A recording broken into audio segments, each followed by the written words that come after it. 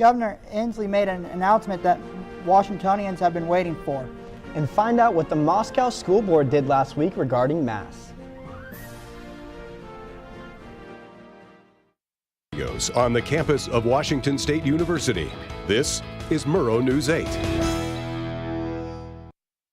Good evening, I'm Zane Dodge. And I'm Vasily Varlamos. Welcome to Murrow News 8. After updated guidelines from the CDC and as cases continue to drop, Washington Governor Jay Inslee announced today that Washington State's mask mandate will lift Saturday, March 12th. That is 10 days earlier than the date previously announced. Masks will still be required in healthcare facilities, long-term care centers, public transit, and private businesses that would like to require it. The Moscow School Board has ended its indoor mask mandate early following relaxed guidelines from the CDC. The indoor mask mandate for Moscow schools will be lifted starting today. The new CDC guidelines were issued Friday. WSU produced among the most Fulbright U.S. scholars in the 2021-2022 school year. The Fulbright U.S. Scholar Program is the federal government's flagship international education exchange program. The 3 WSU faculty members, 2 from the Pullman campus and 1 from the Vancouver campus, received the award. The names of the recipients are on the screen now. Since 1949, WSU has had more than 170 Fulbright U.S. scholars. The candidate filing period for Idaho County elections begins Monday. 2 Latah County Commissioner seats, the county auditor, treasurer, assessor, and coroner are all up for election this fall. Local Idaho state legislature positions are also on the ballot. Candidate filing runs through Friday, March 11th. The city of Pullman needs your input. Pullman is conducting a tourism study and needs feedback from the community. To participate, you can attend the event today at City Hall from 7 to 9 p.m. According to Pullman Radio, a barn north of Pullman was destroyed by a fire early Saturday morning. Around 3:30 a.m., Whitman County Fire District 12 volunteers responded to the barn fully engulfed in flames across Rose Creek Road. 2 dogs and a rabbit passed away, but luckily no humans were hurt. It is believed that an electrical issue caused the fire. A proposed new Starbucks is becoming concerning for a local business in the downtown area. I looked into the concerns business owners have and why. A new Starbucks could be heading to the downtown Pullman area soon. It's just a giant middle finger, really, to the downtown community. The Pullman City Council is mulling a proposal to lease land to Forza Developments out of Utah to build a new Starbucks drive-thru downtown. The new Starbucks would be located at the former Oasis restaurant with a newly constructed drive-thru lot as well. Here we have a diagram of what the proposed Starbucks may look like. It would be a 2-lane drive-thru that would start on Main Street and come in like this. Each 2 lanes would come in this way, and then it would outlet into 1 lane that would go back onto Main Street. Now what a lot of people are concerned about is this area right here, which is also right behind me, which may fill up with cars if there is a backup on that drive-thru right there. CJ Robert, owner of the cafe Pups and Cups downtown, said that the traffic study done by Forza doesn't accurately represent the impact a Starbucks in this location would make. She said the study was done during the WSU winter break, disregarding many students that would be present at most times. It frustrated me because anyone that's done research or even had an inclination of looking into research knows how to impact or how to alter a study in a way that would benefit the results. A new Starbucks in downtown Pullman would also be the first conglomerate to join businesses in the area. As of now, the businesses on Main Street are all locally owned. So for the city to be so gung-ho about trying to get more, big business makes no sense because we're the ones that's keeping this town alive. The plans for the Starbucks have not been finalized. The City Council will meet soon to look over further tests by Forza. For Murrow News 8, I'm Vasily Varlamos. Find out what to do avoid being a victim of identity fraud. Our reporter Michelle Harmon is live to tell us how to keep your car safe from thieves.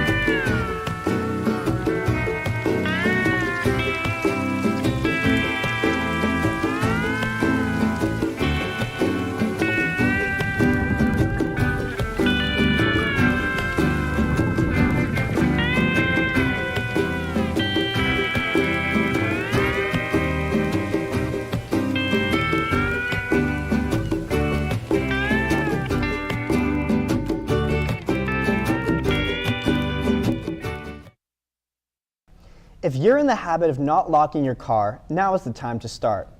Our live reporter Michelle Harmon tells us about the increase in car thefts. Yeah, boxes are starting. Okay. Pullman Police says vehicle break-ins have increased recently. Many of these have been crimes of opportunity.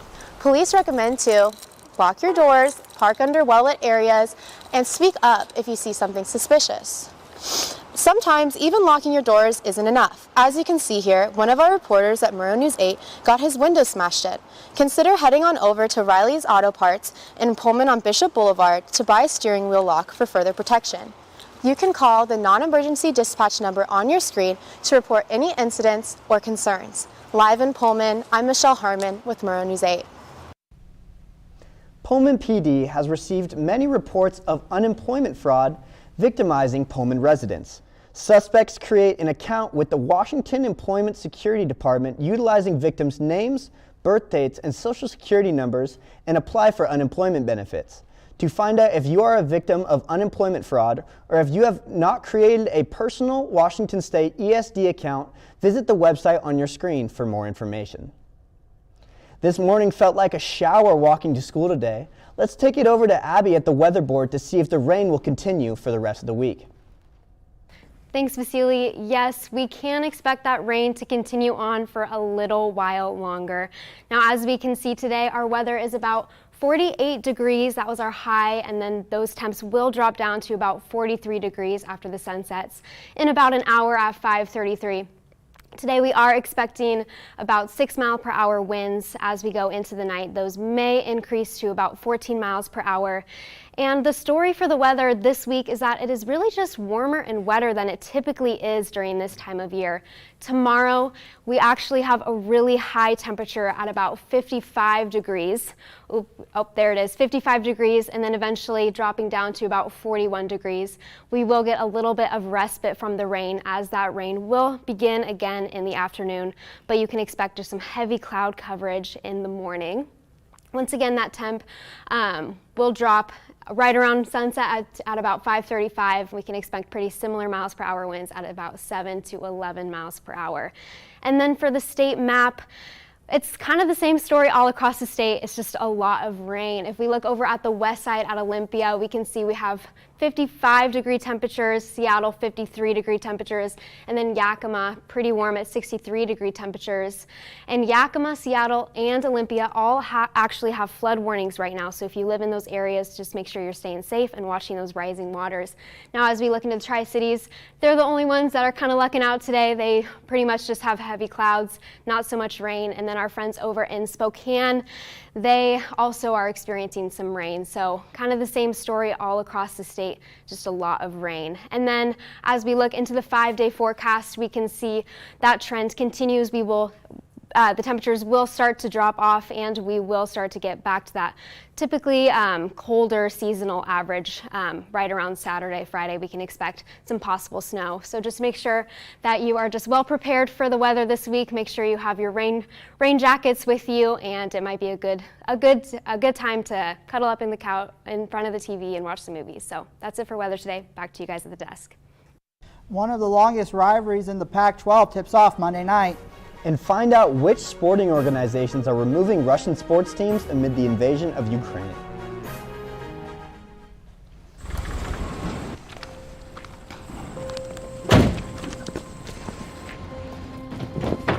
Dad, they took over my bedroom. Come on, come on. Okay, Dad. 1, 2, 3.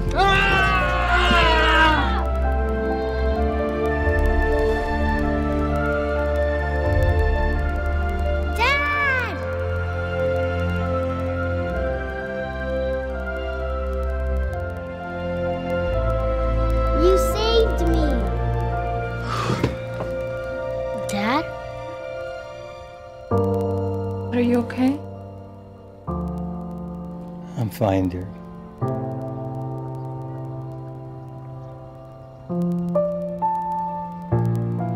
Your hero needs you now, and AARP is here to help. Find the care guides you need at aarp.org/caregiving. Mohamed Gay has been named the Pac-12 Freshman of the Week for the 4th time this year. His 4 awards are second only to Stanford's Harrison's Ingram, who has earned a league best 6 weekly awards. No other Coug has earned more than 2 weekly awards in a single season. Gabe proved to be a headache for the Huskies during rivalry week. Camping in the middle of Washington's zone defense, Gabe put up an impressive 25 points and led the Cougars to victory in Pullman. The WSU men play the Oregon State Beavers tonight at 8. It will be the first of 2 matchups in the series in the second longest continuous rivalry in college basketball. The Cougs are 15-13 on the season and 8-9 in the Pac-12. The Beavers are 3-24 on the season and 1-16 in Pac-12 play. Players to watch for the Cougs are Michael Flowers, F.A. Abagidi, and Muhammad Gay, who are all coming off impressive performances during Pac-12 rivalry week. Now for a bit of world news. Russia has been temporarily suspended from international soccer over the war in Ukraine. All Russian teams have been suspended from international matches, including qualifying matches for the 2022 World Cup. Russian men's teams were scheduled to play in the World Cup qualifiers 3 weeks from now. Banning Russia from international sporting events could prove costly in financial and psychological blows, including tarnishing the country's image as an elite sports powerhouse. Get ready because New Orleans is coming to Pullman. And if you are a party person, find out what you can do for Fat Tuesday.